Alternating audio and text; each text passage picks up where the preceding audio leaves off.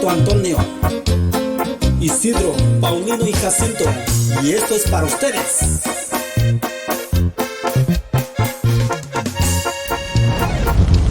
Con su permiso, señores, voy a empezar a cantar.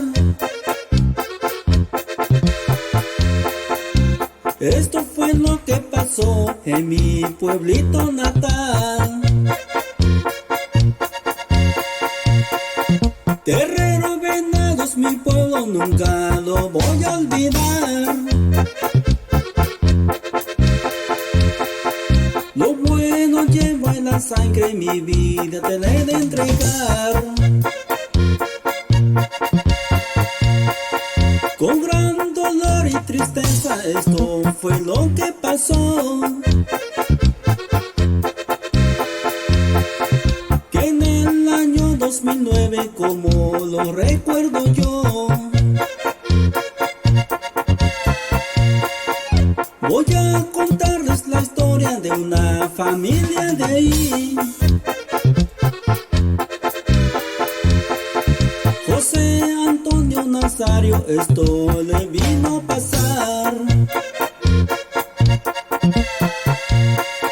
Una familia humilde buscaban su progresar, pero no se imaginaban que los iban a traicionar. Limpiando tranquilamente su siembra, su rancho grande, pero no se imaginaban que el dedo le habían puesto ya. Las horas ya se acercaban que los van a detener.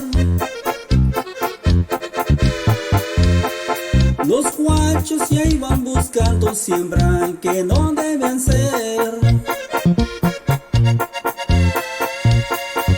Un día tan largo y oscuro, grito, dolor y cansancio. Ay, qué tristeza me da, no más de recordarlo. Ay, qué tristeza me da, no más de recordarlo. Pero no se imaginaban lo que les iba a pasar. ¿Cómo poder no evitar lo que mi pueblo vivió? ¿Cómo poder no evitar lo que mi pueblo vivió? Ahí para Ignacio López, el gallito de San Antonio, y para el compa Gabriel López. El señor Faustino González luego le corrió a avisar, pero para su desgracia esposados los tenía ya. Los guachos los esposaron por quererles ayudar. El señor Faustino Antonio, él ya no pudo hacer más. José Antonio el padre dijo, ¿qué vamos a hacer?